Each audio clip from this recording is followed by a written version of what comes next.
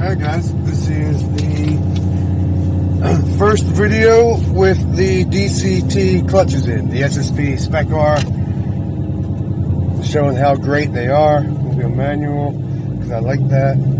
Car warmed up a bit.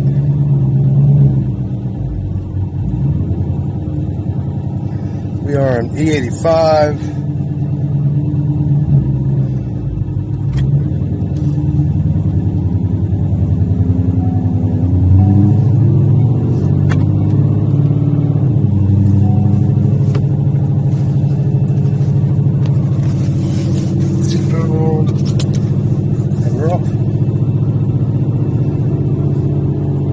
This is quiet mode with the AMG Auto Custom rear exhaust that we did, and Kooks 2-inch headers with obviously the AMG Auto Custom X pipe.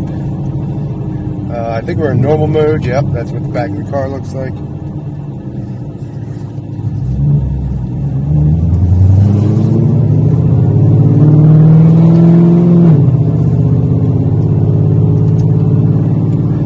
So we have the biggest, baddest exhaust there is, and there is no drone. This isn't the GoPro camera. This is the 360 camera. So the audio quality is not as good as the GoPros, but visually it should still be 1080. Look, manual mode, can't even tell. You would never know that these clutches weren't stock.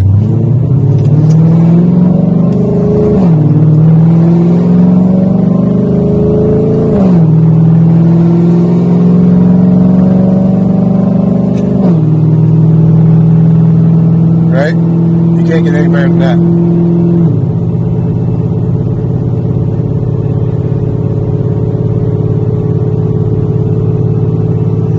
Let's see what it sounds like with some wind noise. Oh yeah, there you go. Right? No drone.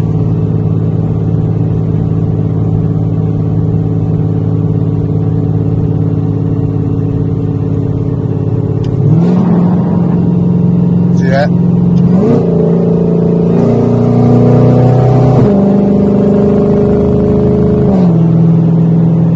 That's badass. Alright, let's go to track mode.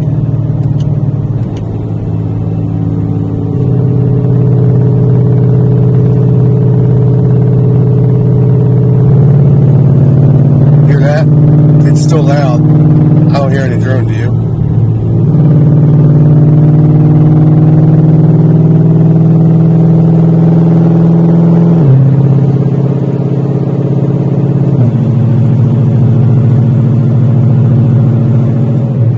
That's in track. Again, we're not reviewing the exhaust though. We're looking at the clutches. Look any different? Feel any different? Sound any different?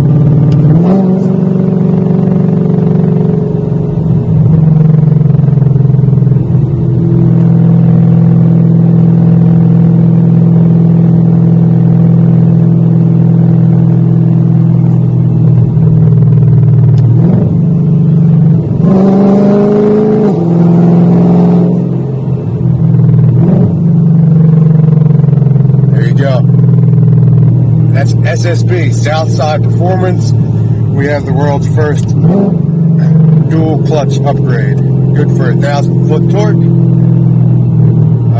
Today after the gym, we're going to go swap the plugs because they haven't been done since January. We'll make sure the gap's right for the boost we're running. We're going a couple different supercharger size belts because nobody's run this exact combination. Stock lower, 2.4 upper with the Whipple Tensioner and the SPE Auxillary Idler. The belt that I had on there for the track, the 665, was good for just that, but still slipping. Once we put the Idler on there, it shredded the belt. So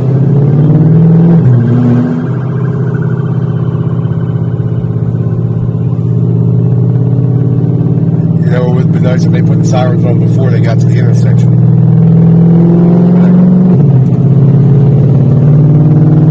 Okay. I'll be quiet. Windows down. Again, we're we're in track. It's loud from the outside. It is not loud on the inside.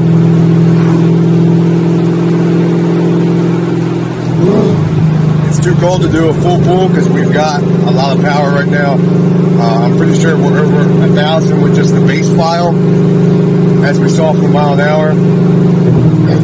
Stag mode, what did he make, 980? And he was trapping 146, 147 in conditions the other day. I was 151 with a slip and belt, so I'm pretty sure we're close to 1,100 rear wheel horsepower, if not more. And we're going to add some to it. I've got Ken's billet supercharger lid coming.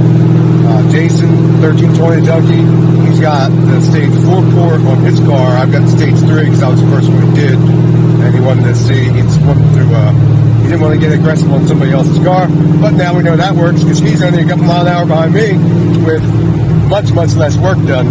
So I think we're just going to swap blowers for time's sake. He's just going to send me his, I'll send me mine, and then we'll be good.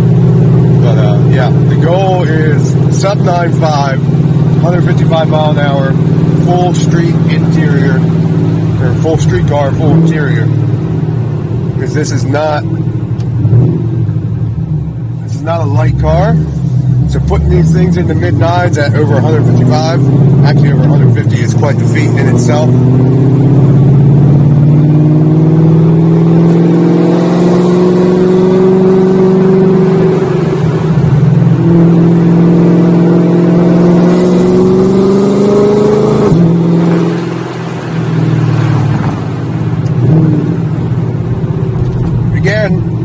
Reviewing all that cool stuff that I got, like Lethal Performance triple fuel pump system in here. Good, I think it's good for 1,500 plus horsepower.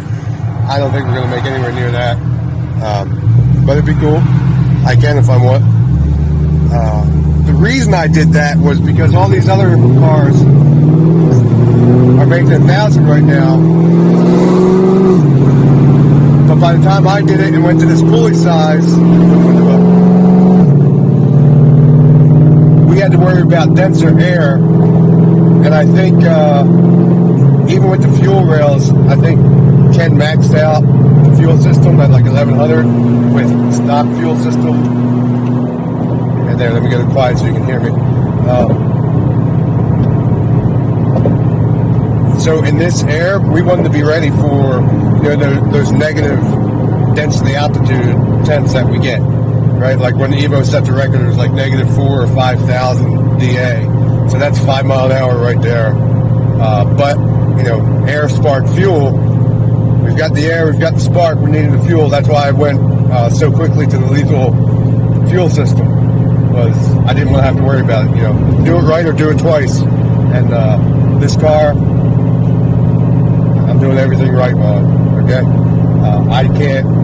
I can't think of better people to be touching and playing with this car.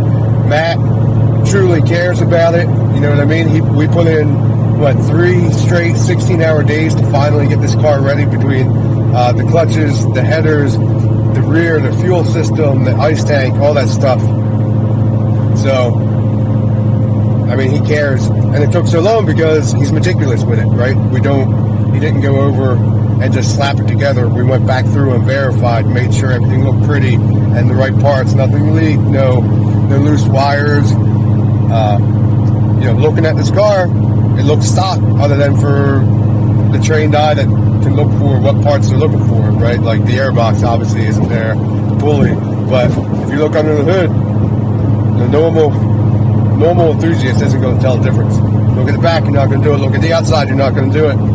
Everything looks pretty OEM and sleek and stylish. There's nothing overboard. There's a Hellcat. He doesn't want to play. I think it's the same. Let's see. All right. So, like I said, we're still in track mode, right? Yep.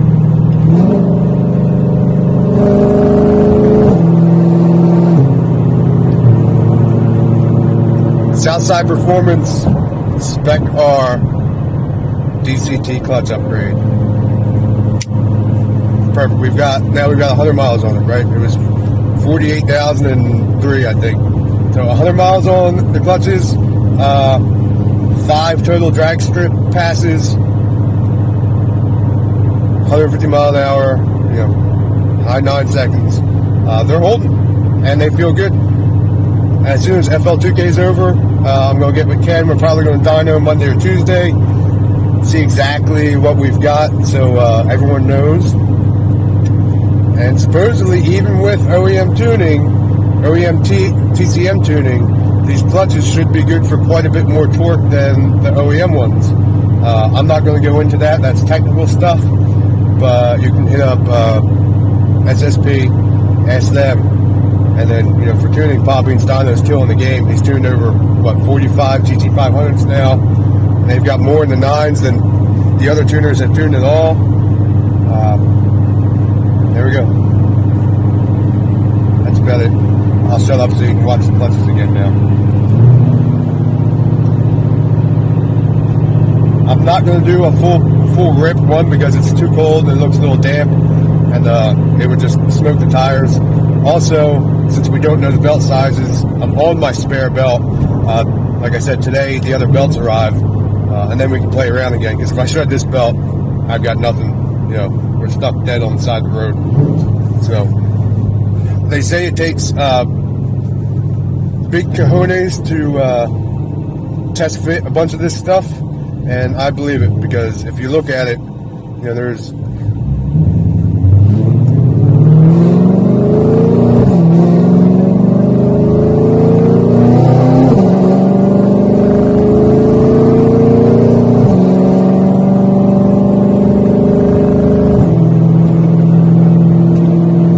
spends $80-some thousand on a car and then immediately tears it all apart to do this, right? And then when you do tear it apart, can you put it back together just like OEM? And we did that. You know what I mean? Beans Dyno, he's got this thing driving like stock, just way more power. 1320's got this thing breathing.